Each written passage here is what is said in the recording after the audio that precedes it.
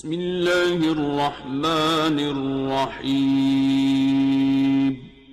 السلام علیکم ورحمۃ اللہ وبرکاتہ۔ ناظرین، تکمت فرش کا استقبال ہے مقرر ٹی وی چینل کے ایپیسوڈ طریقہ درس قرآن میں، اور آج ہم بات کریں گے درس قرآن کا موضوع کیسا ہونا چاہیے، کیا ہونا چاہیے، اور درس قرآن کے موضوع کے انتخاب کے وقت ہم کو کن باتوں کا خیال کرنا چاہیے۔ تو آج کی اس ویڈیو میں انشاءاللہ تعالی ہم اسی پر بات کریں گے، چونکہ درس قرآن کا موضوع ہو یا تقریر کا موضوع ہو یا کوئی بھی ٹاپک بہت ہی اہم ہوتا ہے تقریر کے لیے، لیکچر کے لیے۔ درس قرآن کے دینے جا رہے ہوں تب بھی ہمارے لیے ٹاپک بہت اہم ہوتا ہے، تقریر کرنے جا رہے ہوں تب بھی ہمارے لیے ٹاپک بہت اہم ہوتا ہے۔ تو ٹاپک اگر آپ کا اچھا ہے، بہتر ہے اور حالات کے مناسبت سے ہے تو ہر کسی کی اس میں دلچسپی ہوگی۔ اگر ٹاپک ہی آپ کا اچھا نہیں ہے، جو سامعین کو اچھا نہیں لگ رہا ہے، بہتر آپ نے انتخاب نہیں کیا ہے، تو ظاہر ہے کہ تمام سامعین کی اس میں دلچسپی نہیں ہوگی۔ تو یہ بہت ہی اہم پوائنٹ ہے، لہٰذا اس میں 4-5 باتیں ہیں جو بنیادی طور پر ہم سب کو جان لینا چاہیے۔ ناظرین، تو آگے بڑھنے سے پہلے آپ کو بتلا دوں کہ درس قرآن کے طریقے پر یہ ہماری چوتھی ویڈیو ہے۔ اس سے قبل ہم نے 3 ویڈیوز بنائی ہیں، اگر آپ نے ان تینوں کو نہیں دیکھا تو پلیز پہلے ان تینوں کو دیکھ لیں تاکہ یہ چوتھی ویڈیو آپ کو سمجھنے میں آسانی ہو۔ آئیے شروع کرتے ہیں۔ نمبر 1،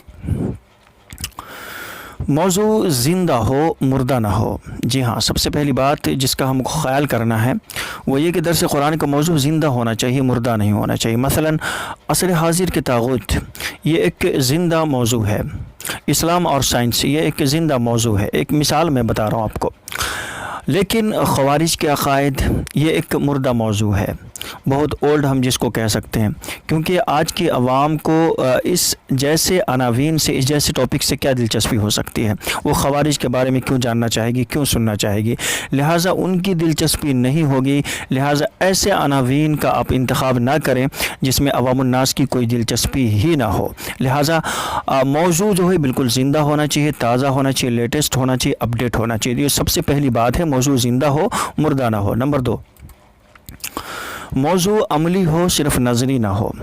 عملی کا مطلب کہ جیسے ایک ٹاپک ہے عفو درگزر، تو عفو درگزر کا موضوع بڑا ہی اہم ہے، اتنا اہم ہے کہ اس کے ذریعے سے ہم اپنے معاشرے میں موجود بے شمار خرابیوں کو دور کر سکتے ہیں، اور 2 بھائیوں کو ملا سکتے ہیں، 2 برادریوں کو جوڑ سکتے ہیں، اصلاح کا اور بھلائی اور خیر کا کام کر سکتے ہیں۔ جبکہ ایسے موضوعات جو صرف نظری ہوں، جن کی عملی افادیت نہ ہو، ان سے بگاڑ کا ہی اندیشہ رہتا ہے، جیسے کہ حیات النبی صلی اللہ علیہ وسلم کے عقیدے کا موضوع، اسی طرح سے تقدیر کا موضوع، اسی طرح سے برزخی زندگی کا موضوع۔ یہ سارے ایسے عناوین ہیں، موضوعات ہیں، ٹاپکس ہیں جس سے عوام الناس کا کچھ زیادہ فائدہ نہیں بلکہ ان کا نقصان ہے، اور نقصان کا ہی خدشہ رہتا ہے، ان کے بگاڑ کا ہی خدشہ رہتا ہے۔ لہٰذا موضوع ایسا ہونا چاہیے جس پر عمل کیا جا سکے، اور جو معاشرے کے اعتبار سے لوگ اس پر کام کر سکیں، اس پر عمل پیرا ہو سکیں۔ اس لیے موضوع عملی ہونا چاہیے، صرف نظری نہیں ہونا چاہیے۔ تو یہ دوسری بنیادی ضروری چیز ہے کہ موضوع ہمیشہ عملی ہو اور صرف نظری نہ ہو۔ نمبر 3، موضوع تعمیری ہو، اصلاحی ہو، تخریبی نہ ہو۔ درس قرآن کا موضوع تخریبی نہ ہو، جیسے سمع و طاعت کا موضوع ہے، یہ ایک تعمیری موضوع ہے، جبکہ نور و بشر کا موضوع درس قرآن کی محفل کے لیے مناسب نہیں۔ جو شخص اس بارے میں جاننا چاہتا ہو، ہم اسے کتابیں فراہم کر سکتے ہیں کہ اس پر آپ کتابیں پڑھ لیجئے، اس کے متعلقہ آپ حوالے دے سکتے ہیں، آیات دے سکتے ہیں، احادیث دے سکتے ہیں تاکہ وہ اس پر غور و فکر کریں۔ لیکن ایک سمع و طاعت کا موضوع جو ہے یہ ایک تعمیری موضوع ہے، اس پر ہم بات کر سکتے ہیں، اس پر ہم بحث کر سکتے ہیں، اس کو ہم سن سکتے ہیں، سنا سکتے ہیں۔ نور و بشر کا موضوع جو ہے ایک ایسا موضوع ہے جس میں عوام الجھ کر رہ سکتی ہے، الجھ سکتی ہے۔ اسی طرح سے کوئی ایسا موضوع جو اختلافی موضوع ہو، اس کو بھی ہم درس میں بیان کرنے سے گریز کریں تاکہ معاشرے کی تعمیر ہو، معاشرے کی اصلاح ہو۔ ایسے عناوین جو ایک علمی موضوع ہے، جس کو ہم کو سمجھنے کی ضرورت ہے یا عوام الناس کو اس میں بہت زیادہ سمجھانے کی ضرورت ہے، تو ایسے عناوین کا بھی انتخاب نہ کریں، بلکہ اس کے لیے ہم انہیں جاننے کے لیے کتابیں دستیاب کر سکتے ہیں، انہیں کتابیں دے سکتے ہیں، حوالے دے سکتے ہیں، آیات دے سکتے ہیں، احادیث دے سکتے ہیں تاکہ وہ اسے خود پڑھیں، پہلے اس کو سمجھنے کی کوشش کریں، پھر اگر کوئی جاننا چاہے تو اس کے بارے میں آپ انہیں فرداً جو ہے سمجھا سکتے ہیں۔ لیکن اپنے درس میں ایسے موضوع پر بحث و مباحثہ کرنا، ایسے ٹاپک کا انتخاب کرنا کرنا یہ درس قرآن کے لیے، تقریر کے لیے صحیح اور درست نہیں ہے۔ لہٰذا تیسری بنیادی چیز ہے کہ موضوع تعمیری ہو، اصلاحی ہو، تخریبی نہ ہو، اختلافی نہ ہو۔ نمبر 4، موضوع پرانا بھی ہو سکتا ہے اور نیا بھی ہو سکتا ہے۔ جی ہاں، درس قرآن کا موضوع پرانا بھی ہو سکتا ہے اور نیا بھی ہو سکتا ہے، یعنی جو کل تک عصر نبوی صلی اللہ علیہ وسلم میں جو موضوع جس پر باتیں کی جاتی تھیں وہ آج بھی کچھ ایسے عناوین ہیں، کچھ ایسے ٹاپکس ہیں جو آج بھی اتنا ہی نیا ہے۔ مثلا نسل کشی اور فیملی پلاننگ کے موضوعات یہ پرانے بھلے ہی ہیں، لیکن اس زمانے میں عصر نبوی صلی اللہ علیہ وسلم میں صحابہ کرام رضوان اللہ تعالی عنہم اجمعین کے زمانے میں جتنی اہمیت کے حامل تھے وہ اس دور جدید میں بھی اتنی ہی اہمیت کے حامل ہیں۔ امر بالمعروف اور نہی عن المنکر کا موضوع کسی بھی دور میں بوسیدہ نہیں ہوا۔ اسی طرح سے آلودگی، پولیٹیشن جیسا جدید موضوع بھی آپ کی گفتگو کا عنوان بن سکتا ہے۔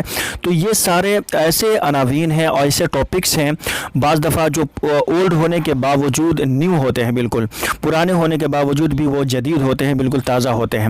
تو اسی طرح سے جیسے فیملی پلاننگ کا موضوع ہے جو کل تک بہت زیادہ زیر بحث تھا اور اس زمانے میں بہت اہمیت کا حامل تھا، جس پر بحث کی جاتی تھی، جس کو بیان کیا جا سکتا تھا، آج بھی ہم دیکھ رہے ہیں کہ ہمارے سماج میں اس طرح کی فیملی پلاننگ چلتی ہے۔ لہٰذا وہ ایک ایسا موضوع ہے، ایک ایسا ٹاپک ہے جو آج بھی بہت زیادہ پرانا ہونے کے باوجود آج بھی نیا ہے۔ لہٰذا چوتھی اور بنیادی چیزیں ضروری ہیں، وہ یہ ہے کہ موضوع پرانا بھی ہو سکتا ہے اور نیا بھی ہو سکتا ہے۔ اس کی افادیت کے پیش نظر اس کو ہم بیان کر سکتے ہیں۔ کل تک بیان کیا جاتا تھا لیکن وہ آج بھی اس موضوع کی اتنی ہی اہمیت ہے، لہٰذا اس کو آج بھی ہم بیان کر سکتے ہیں۔ نمبر 5، متشابہات کو موضوع نہ بنائیے۔ جی ہاں، متشابہات، قرآن کی آیات متشابہات کو موضوع نہ بنائیے کا مطلب یہ ہے کہ دیکھیں اللہ تعالیٰ نے قرآن کریم میں محکم آیات بھی نازل کی ہیں اور متشابہ آیات بھی نازل کی ہیں۔ درس قرآن کا موضوع محکم آیات پر مشتمل ہونا چاہیے، واضح آیات پر مشتمل ہونا چاہیے۔ متشابہات کی تعویل کرنے سے گریز کرنا چاہیے، متشابہات کو بیان کرنے سے گریز کرنا چاہیے۔ قرآن کہتا ہے اعوذ باللہ من الشیطان الرجیم فاما الذین فی قلوبہم زیغ فیتبعون ما تشابہ منہ، سورہ آل عمران آیت نمبر 7، جن کے دلوں میں ٹیڑھ ہے ہمیشہ متشابہات کے پیچھے ہی پڑے رہتے ہیں۔ رسول اللہ صلی اللہ علیہ وسلم کا بھی فرمان ہے الذین یتبعون ما تشابہ منہ فاولئک الذین سماہم اللہ فاحذروہم۔ بخاری کی حدیث ہے، حدیث نمبر 4589 ہے کہ وہ لوگ جو متشابہ آیات کے پیچھے پڑتے ہیں انہی کا اللہ نے نام رکھا ہے، ان سے بچو۔ پھر قرآن نے ان گمراہ لوگوں سے بھی بچنے کی ہمیں دعا سکھلائی کہ ربنا لا تزغ قلوبنا بعد اذ ہدیتنا، سورہ آل عمران آیت نمبر 8، کہ اے ہمارے پروردگار ہمیں سیدھے راستے پر لگا دینے کے بعد ہمارے دلوں کو کجی میں مبتلا نہ کرنا۔ یہ بات ہر صاحب فہم مسلمان پر جو عاقل ہے، عقل رکھتا ہے، سمجھ رکھتا ہے، بالکل واضح ہوتی ہے کہ درس قرآن اور دعوت اسلام کے لیے صحیح عقائد، احوال قیامت، احوال جنت و دوزخ، بینات عبادات، معروف و منکر، فرائض، واجبات، اخلاقیات اور معاملات کے احکام، اجتماعی زندگی کے فوائد اور اسلامی آئلی اور اجتماعی نظام کی برکات جیسے موضوعات کی اہمیت رکھتے ہیں۔ عوام الناس کو وجہ جیسے اللہ کا چہرہ، یدن اللہ کا ہاتھ، حروف مقطعات اور دیگر متشابہ آیات پر مبنی موضوعات کا چسکا نہیں لگانا چاہیے اور ایسے موضوعات کو زیر بحث نہیں لانا چاہیے اور ایسی ٹاپکس پر جو ہم کو گفتگو نہیں کرنا چاہیے۔ کسی شاعر نے کہا ہے کہ نہ الجھاؤ ان کو کرامات میں، نہ الجھاؤ ان کو کرامات میں جو نازک ہیں ایسے مقامات میں۔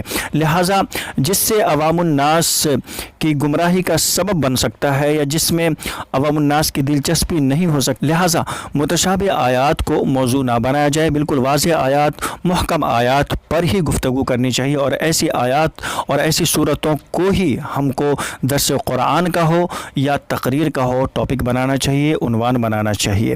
لہٰذا پانچویں اور ضروری بات یہ ہے کہ متشابہ آیات کو، متشابہ چیزوں کو موضوع زیر بحث میں نہ لایا جائے اور اسی طرح سے واضح اور محکم آیات پر ہی ہمیشہ بحث کی جائے، ایسے ٹاپک کا ہی انتخاب کیا جائے جو بالکل واضح ہو، جو سمجھنے میں جس کو آسانی ہو، جس کو سمجھانے میں آسانی ہو۔ تو یہ 5 ضروری اور بنیادی چیزیں ہیں ٹاپک کے مناسبت سے عنوان کے انتخاب کے لیے۔ ٹھیک ہے، تو آج کے لیے بس اتنا ہی۔ ویڈیو کو لائک کر دیجیے گا، چینل پر نئے تو چینل کو سبسکرائب کر لیجیے گا۔ ملتے ہیں انشاءاللہ اسی نئی ویڈیو کے ساتھ۔ السلام علیکم ورحمۃ اللہ وبرکاتہ۔